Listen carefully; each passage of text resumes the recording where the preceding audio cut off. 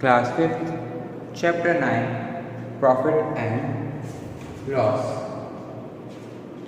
So first of Profit and Loss के बारे में जानेंगे हम।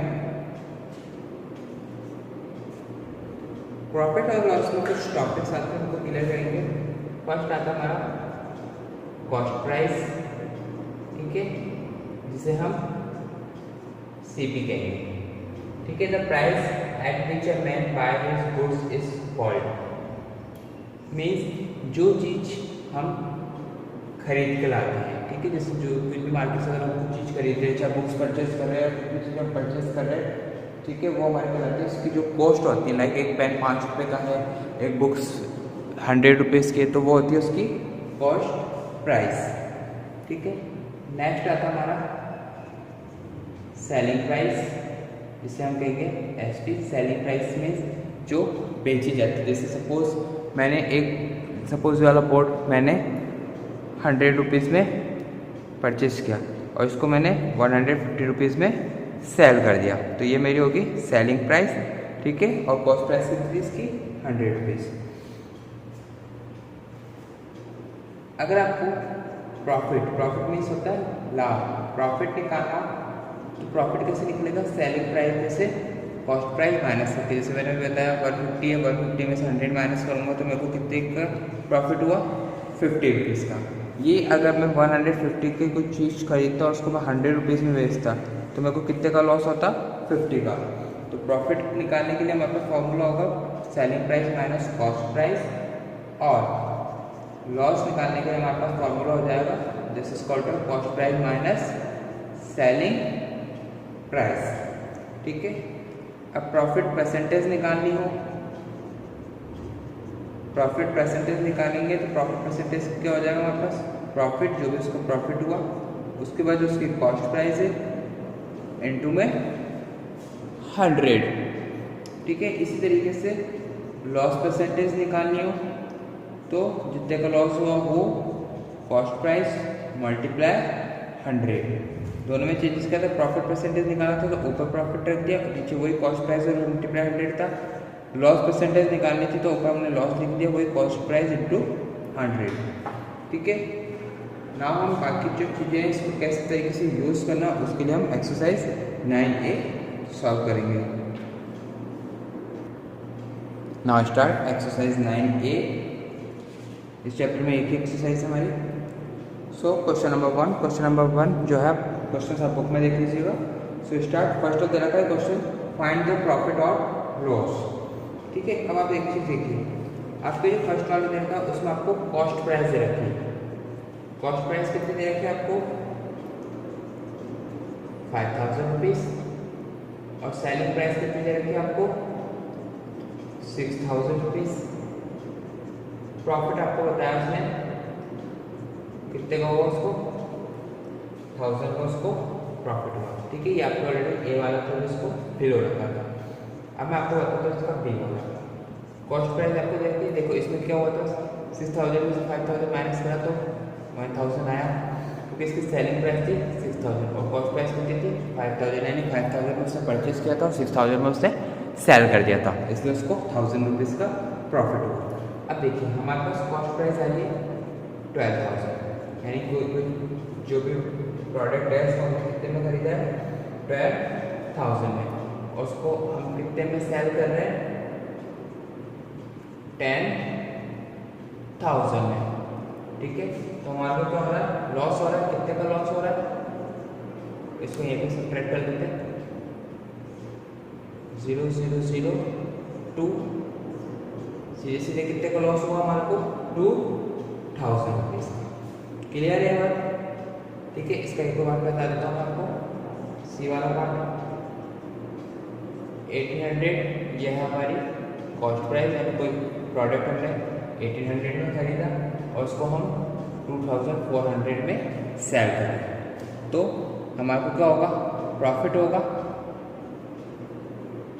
यानी 2400 में से इसको सब्ट्रैक्ट करते हैं 6110, तो हमारे को प्रॉफिट कितने रुपीज़ का हुआ? 600 रुपीज़। क्लियर है ये चीज़? Question number 1 complete. अब आते हैं क्वेश्चन नंबर 2 पे। क्वेश्चन नंबर 2 इस बेस पे फिल इन द ब्लैंक्स, ठीक है।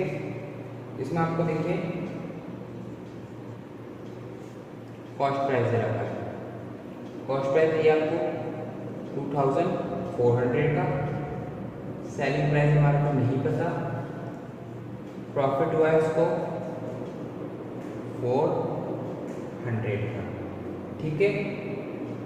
ये चीज़ हमारे सामने क्लियर है। तो अब आप देखिए उसको प्रॉफिट हुआ, लॉस तो हुआ नहीं है। फॉर्मूला क्या होता है हमारा,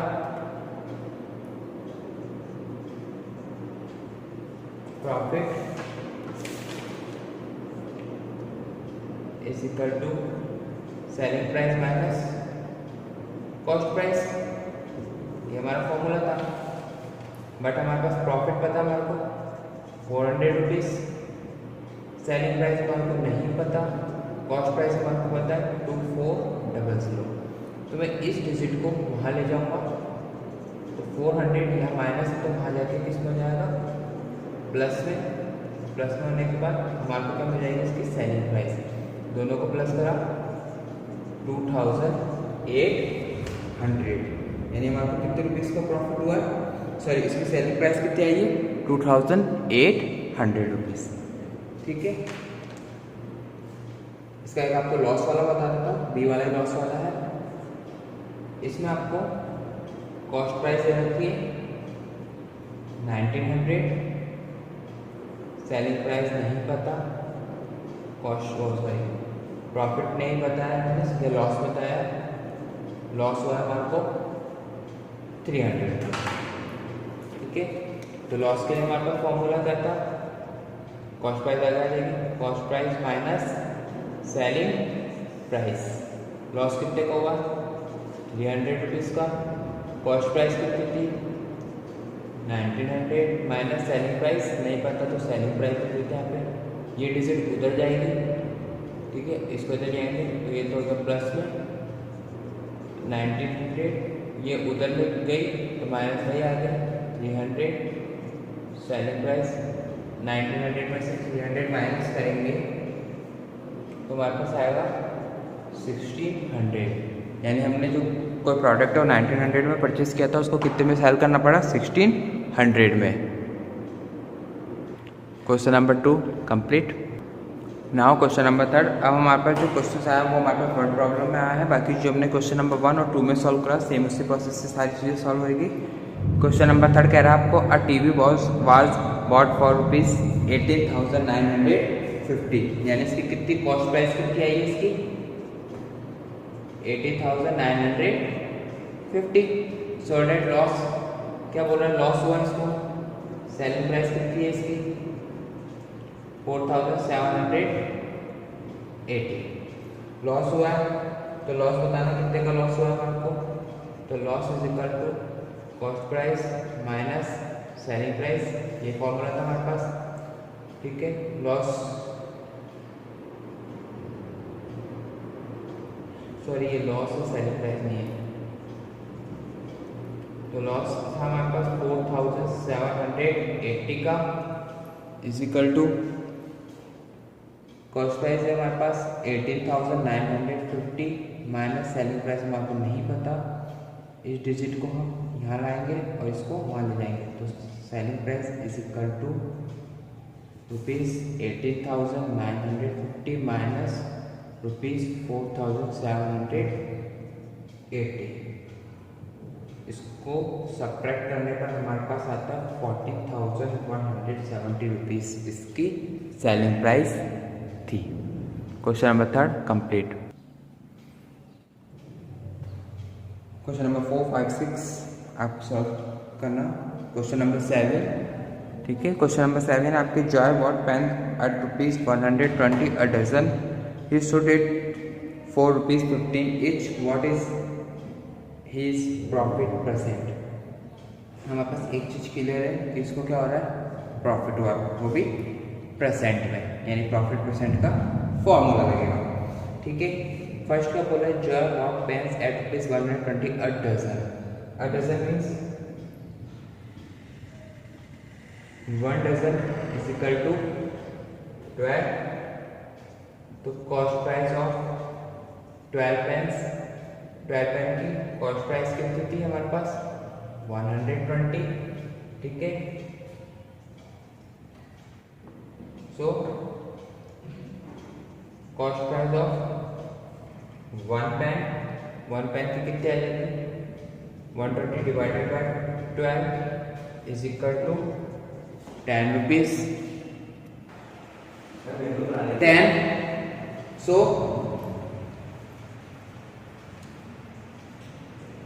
cost of 1 pen 10, cost of 1 pen 10 rupees, selling pen of 1 pen 15 rupees. So profit कितने का हुआ हमारे पास 15 माइनस 10 5 रुपीज। अब प्रॉफिट परसेंटेज निकालना हमारे को। So profit percentage is equal to profit upon cost price multiply 100। So profit हुआ हमारे को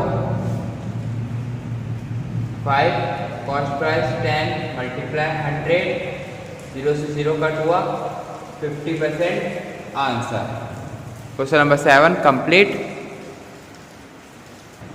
now question number 9। Question number 9 is find the selling price if the cost price is 1200 and loss percent is 25। So cost price कितनी है इसकी 1200,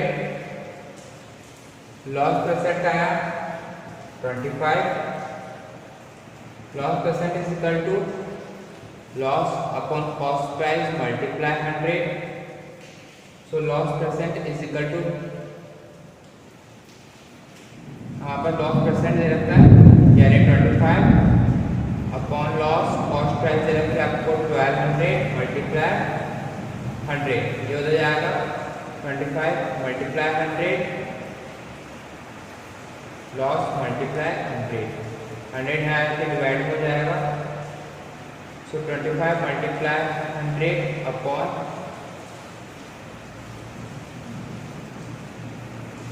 1200 20 से 20 cut 25 multiply 12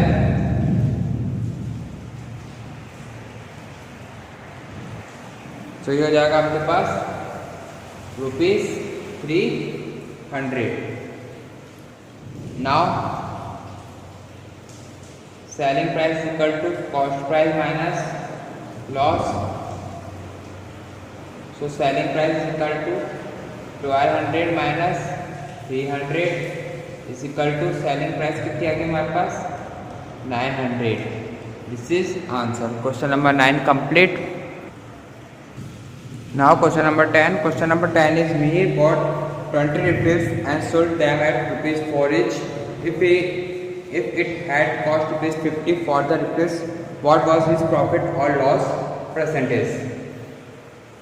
first of देखेंगे हम selling price 20 rupees खरीदी है, ठीक है 20 और कितनी है 4 each, तो ये तो क्या हमारी 80 rupees.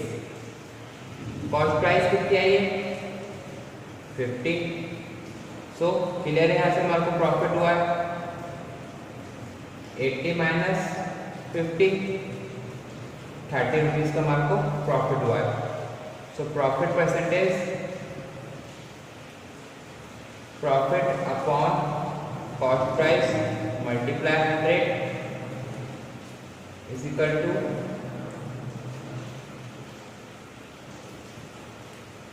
Profit percent is equal to profit हुआ हमारे को 30 का, कॉस्ट प्राइस है हमारे पास 50 मल्टीप्लाई 100, 10 से 10 cut 5 5 5 2 10 30 multiply 2।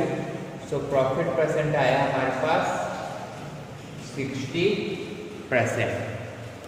So question number 10 complete and exercise 9A and chapter 9 profit and loss complete।